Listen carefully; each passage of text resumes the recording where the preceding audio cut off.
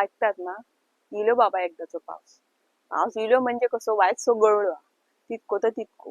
कारण जून सरलो, जुलै सर दिलो तरी पावसाचो पत्तो नाही. पण न्हंयक बाहेर पाणी नाही ना. नशीब आमचा.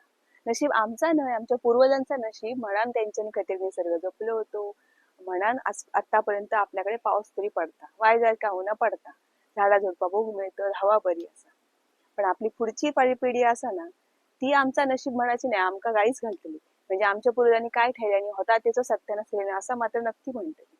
जशी आपण ना आपल्या पूर्वजांची पुण्याई म्हणून आठवण काढतो ना, तशी आपली पुढची पिढी आपली आठवण काढूची नाही. आपल्या पूर्वजांनी सत्यानाश केल्याने असाच म्हणतो. बायनू बाबानू, पावसाचे दिवस सरले पण पाऊस पडला. न्हय बाय आटले. शेती लोक करणार नाही, शेती इतक्या सोपा ती शेती अजून सुरुवात करून नाही. कुंग्यात पाणी नाही, लायलाला मरता असा लावक पाणी नाही, अशी परिस्थिती झाली असा. लोकांनी आपल्या सोयीक बोरिंगे मारले आणि जमिनीतल्या पाण्याचे 3 तेरा वाजवले. जमिनीतलं पाणी सोपवले. दुष्काळ पडत ना ती गावा आता पाणीदार झाली आणि आपल्या कोकणात जर पाणीच पाणी होता ना, तर मात्र दुष्काळ पडायला लागलो. म्हणजे पाण्याची कमतरता भासायला लागली हो. कधी असं झाला नव्हता, पण आता पाणी पाणी झाला. ह्या वर्षी मात्र कळला की पाणी दुष्काळ दुष्काळ सुरू जाऊ नये, पण दुष्काळाची झळ मात्र लागली असं. मराठी शाळेत ना भिंतीवर एक वाक्य लिहिलेलं होतं, पाणी अडवा पाणी जिरवा. त्याचं महत्व ना आमका तेव्हा कळाक नाही आणि आता कळता. जमिनीत पाणीच रावला नाही, सगळा पाणी आम्ही उचलून काढला पण जमिनीत रावला नाही. निसर्ग ना तो आपणाक देऊ नये बघता आणि घेऊ नये बघता. तिने जर आपणाक भरभरून दिला ना, तर आपणाक अकरेकूक जमला ना तरच मानसुखी होते.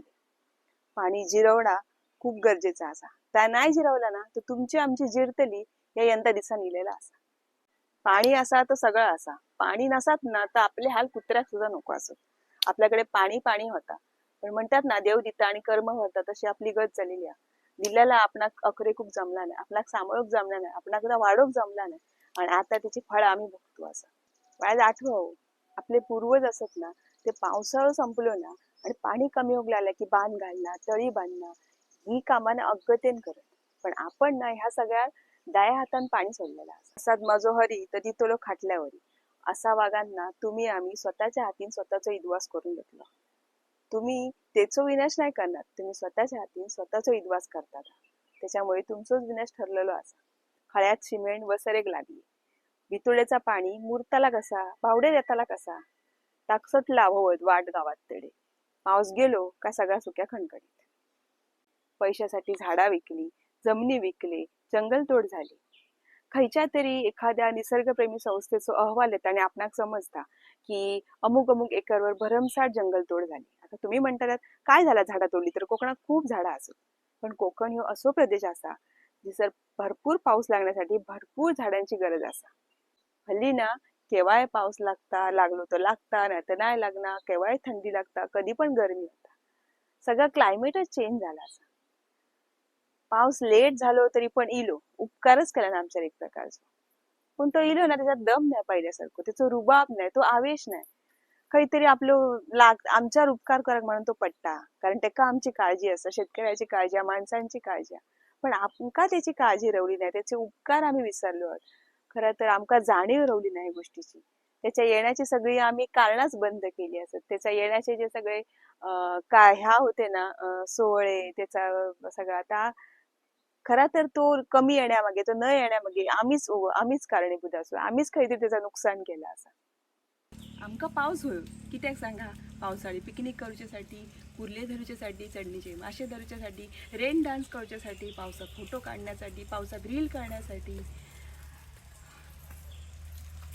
निसर्ग आपणाक भरपूर देता, पण आपण मात्र दोन्ही हाताने उरबाडून घेतो. काहीतरी या थांबा गोया. एक वर्ष पावसाळी पिकनिक न करता निसर्गासाठी एकत्र येऊन काहीतरी ठोस करण्याची गरज असते. विचार करा आणि कामाक लागा. खरंच आता खूप गरज असा ह्या सगळ्याची. विषय सोपवा, तुम्ही ते का वाचवलात तरच तुम्ही आम्ही वाचतली.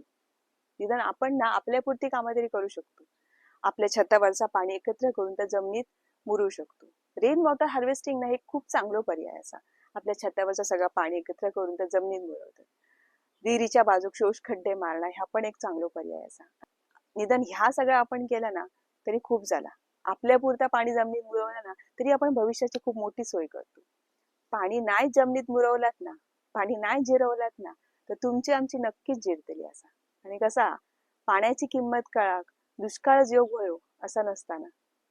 म्हणून विचार करा, पाणी जमिनीत मुरूया.